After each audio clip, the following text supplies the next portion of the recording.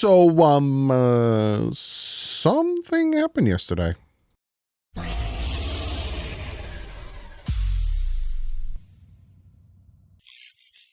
What is up, Finn fans? So yeah, as you can tell by the title, there were some things that happened yesterday, and we're going to talk about them. Obviously, the two moves that did happen, I'm going to address. Now, yes, it took me a hot minute, about a day. I am recording this last night. That's why I'm wearing the same stuff as I was yesterday's video.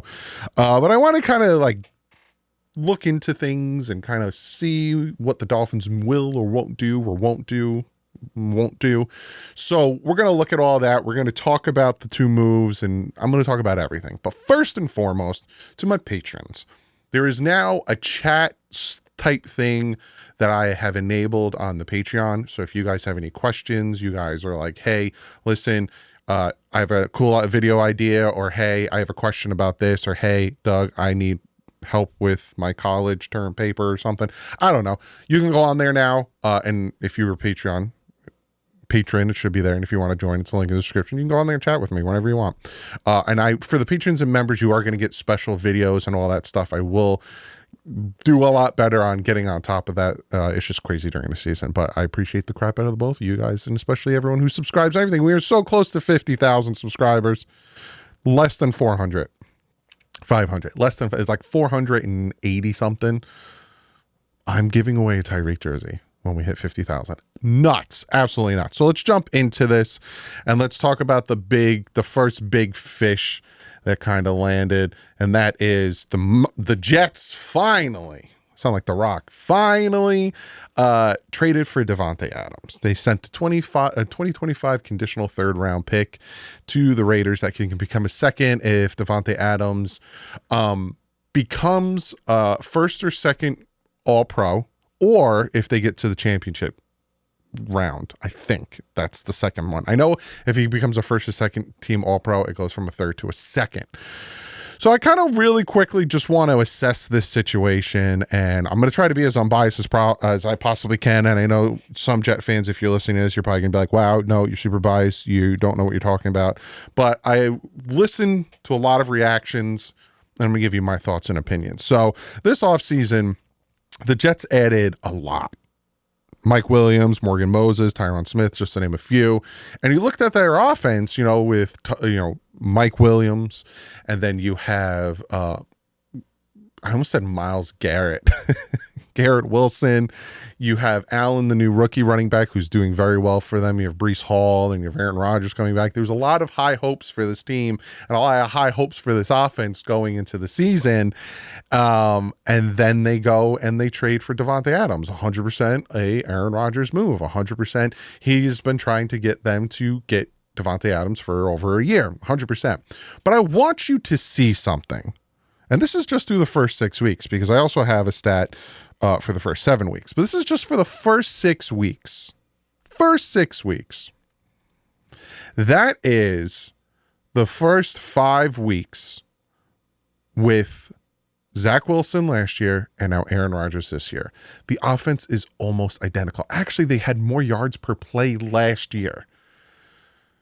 There's that, right? Then also, there's the fact that points for the first 6 weeks, because now we're in week 7, 113 points. Both years, with Zach Wilson as your quarterback and with Aaron Rodgers as your quarterback. It's exactly the same. Exactly the same, which I think is absolutely nuts. So now, I'm not saying all Jet fans, but like the addition of Davante Adams isn't going to fix a lot, because now you're taking, Garrett Wilson was barely getting targeted. Like he had 20 something targets, but barely breaking 100 yards. And like, you think he's going to be happy about Davante Adams coming? And, Aaron Rodgers has his new best friend that he's going to, you watch the Pat McAfee show and he gives him a nod. He comes on camera and Garrett Wilson's sitting there like, what the crap is this? If you don't think Garrett Wilson is feeling some sort of way about the fact that Aaron Rodgers' boy Davante Adams is now on the Jets, and he did that whole thing on the Pat McAfee show, you're not paying attention, because it's kind of crappy. What also is crappy is Monday night, how he throws Mike Williams under the bus. Oh, he should have ran this route. And because he didn't run this route, when I looked out of my peripherals, I didn't see him where he should have been, and it kind of threw me off. So I threw the ball, and it was underthrown in an interception. So he blames Mike Williams for the underthrow because he wasn't where he should have been, even though he saw he wasn't where he should have been, but he threw it anyway. When you had Breece Hall wide open and could have easily gotten the first down. Like, he threw Mike Williams under the bus and then goes out and gets Davante Adams. He did this. And now Mike Williams is on the trading block, and Mike Williams is down and out. It's real.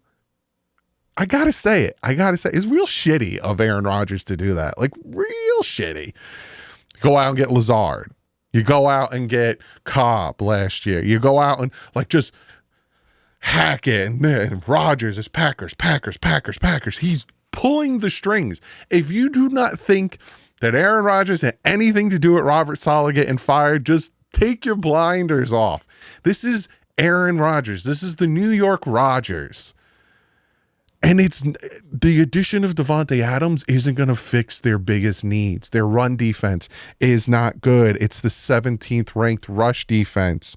Also, he has been sacked 16 times, which is tied for 6th most in the NFL. His time to throw is 32nd ranked with 2.54 seconds. Adding Davante Adams is not going to help you if he needs to run a route longer than 6 yards, my man. Like, it's great. Fantastic weapon, but like I said, you got Garrett Wilson over there like, what the crap? And Mike Williams is like, you underthrew the ball. Like, it's just a bad look. And I don't think it fixes their needs. I honestly don't think it fixes their needs, and it fixes their problem. Are they gonna score more points if he can get the ball out quick? Because he has no time to throw because your offensive line isn't good. Even though you added Morgan Moses and Tyron Smith, your offensive line is still not good. Your rush defense is not that good. You're getting run all over. The Bills ran all over you. Every team that you faced, whether it was the Broncos, the Bills, the 49ers, they all ran all over you. But adding Davante Adams because Aaron Rodgers wanted you to is not going to make a difference. The move that is going to make a difference, and the move that I was like, crap, is this move. Buffalo Bills traded for Amari Cooper. They sent a 3rd and a 7th and got a 6th back. So essentially they sent a 3rd round pick for Amari Cooper. That is going to help the Buffalo Bills. Like, the Buffalo Bills, both of these teams, and the Jets and the Bills, realized, wow, we couldn't do anything on national TV on our offense. Both our offense were stagnant. We barely could score more than 20 points.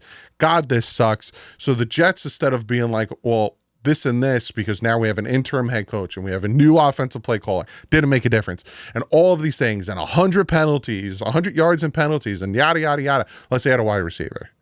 But then you look on the Buffalo Bills side, they see, Josh Allen just needs that target. So they go out and get Amari Cooper. This is smart.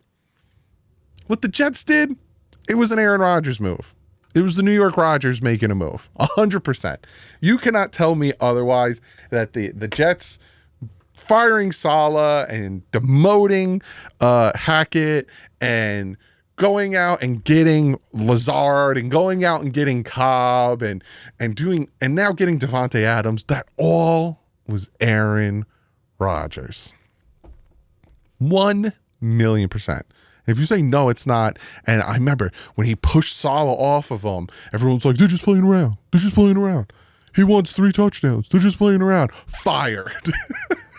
He ain't playing around. Good for the Bills. You needed that number 1 receiver. You got 2 very good tight ends. Your receivers are very meh.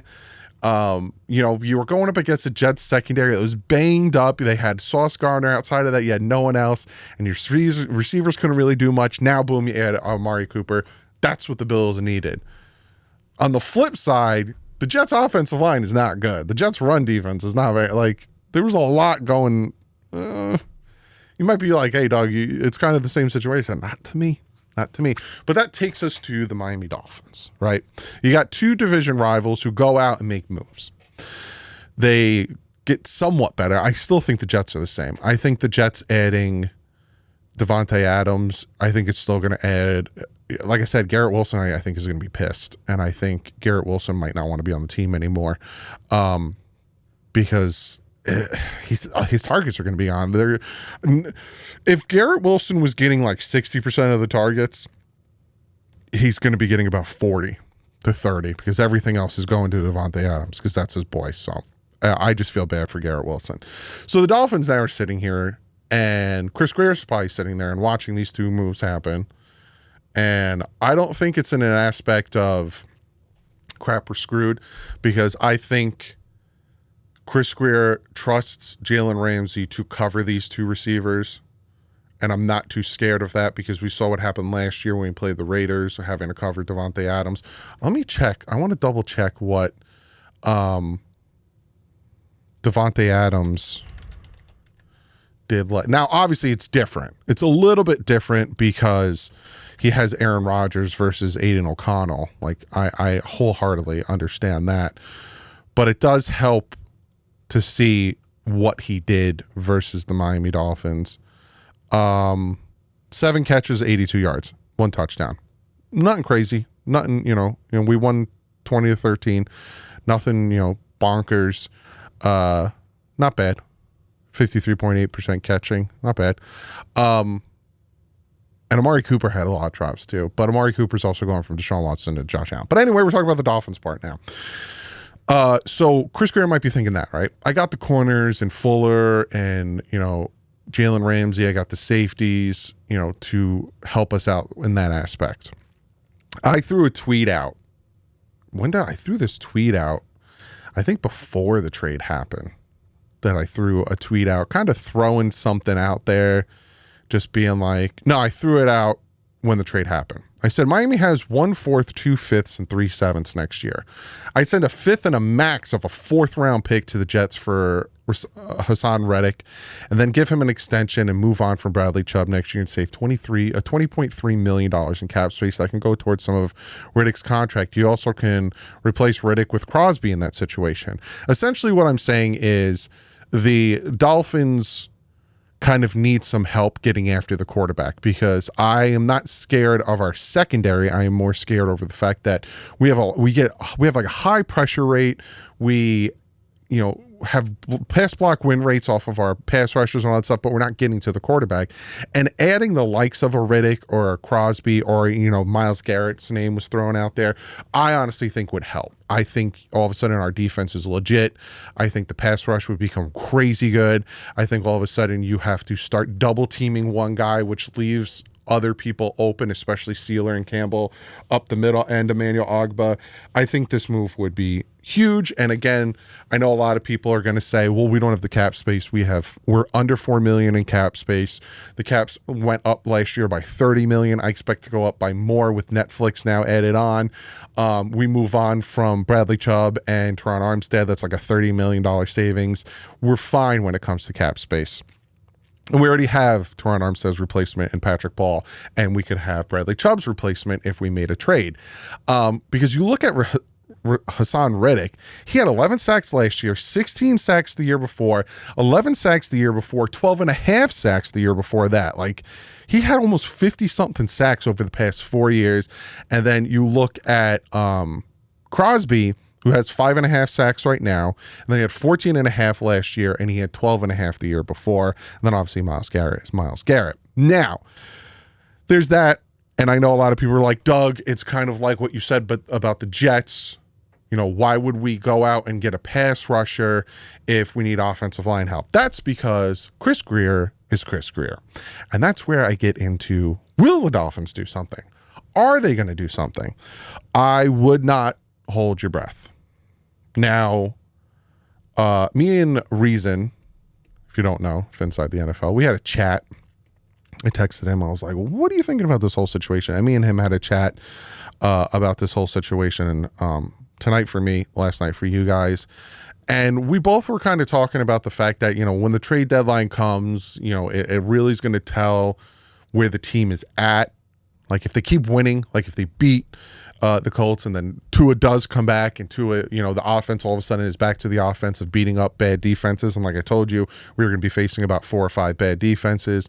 And we get to the trade deadline and we're like 3 games over 500. Then the Dolphins might be in a buying mood. Which, again, me and Reason were chatting about, and he wholeheartedly agrees, and he's telling me all that stuff. But the other thing that I was thinking of, and yes, we talked about this as well, is Chris Grier.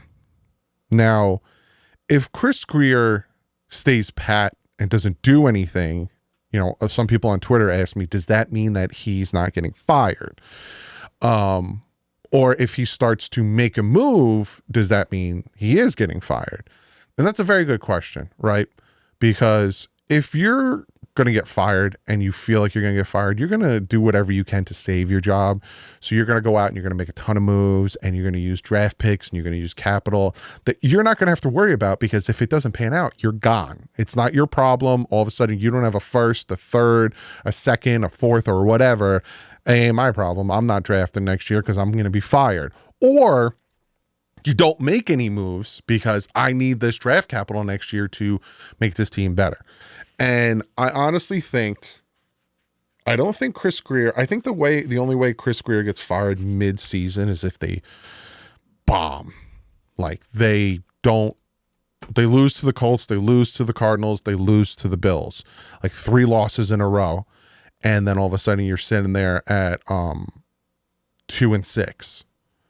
At that point, your season's over. Like you're going to go at best case 10-6. I don't know. You make the playoffs in the AFC at 10-6. Then you got to go on the road to face the Rams, not a good team. Raiders, not a good team. Patriots, not a good team. You'll probably win those. You go back up to 5. And you see what I'm saying? So if you get to about 2-6, you will lose the next 3. There is a possibility that he gets fired. But I wouldn't be surprised he doesn't get fired mid-season. To me, the only way he saves his job is if the Dolphins win a playoff game. But if the Dolphins don't make the playoffs, there's no way that man saves his job. Like, no way possible that man saves his job. Now, you guys know how I feel. I would have already fired him. I would have added in a new GM. Like, I would have done the whole search and all that jazz. And I would have had the new GM kind of sit back and for the next 11 weeks kind of just watch Mike McDaniel. And if you like what he does and you like his adjustments and you like all this stuff about him, then you keep him. If not, you move on from him. But it all comes down to Chris Grier and what he wants to do. And again, I'll say it again. I know a lot of people are like, well, we should go out and get Quentin Nelson, the guard from the Colts, which there is rumored that he is available in a trade. I doubt it. I highly doubt he is because the Colts are still competitive. He's not going to do it. He's not going to do it. I've given up hoping and praying that Mike McDaniel and Chris Grier will address the offensive line. I've given up on it because we all see it. The media sees it. The beat writers see it. They know better than us. So I've given up. So I start to come with I start to come to you with things that possibly could happen versus things that I want to happen. See what I'm saying? Like, they could possibly go out and try to get Riddick. It might cost a little bit more than a 4th because it's a division rival. They could possibly try to get Crosby because Crosby, Devontae Adams is gone, so they're probably going to start selling things. They could possibly go for Garrett Wilson because Amari Cooper's gone and the Browns are horrible, and I don't be surprised if that Week 17 game is flexed out of Sunday night and it becomes a Sunday 1 o'clock game. There's a lot that could happen. He's not going for offensive linemen. He should, but he's not. He'll probably go for pass rushers. Or he'll add another wide receiver. Comment below. Let me know what you guys think. What do you guys think about the trades? Like I said, the Jet one, I don't think it moves the needle for me. I think they still I don't think that was their problem. The wide receiver position, I don't think that was their problem. But it moves the needle for me for Buffalo because now Josh Allen has a legit weapon. So comment below. Let me know what you think of those 2 moves. Let me know what you think. Do you think the Dolphins should or will do anything? Comment below, and I'll see you guys tomorrow with the picks. But like usual, stay classy. It ends up.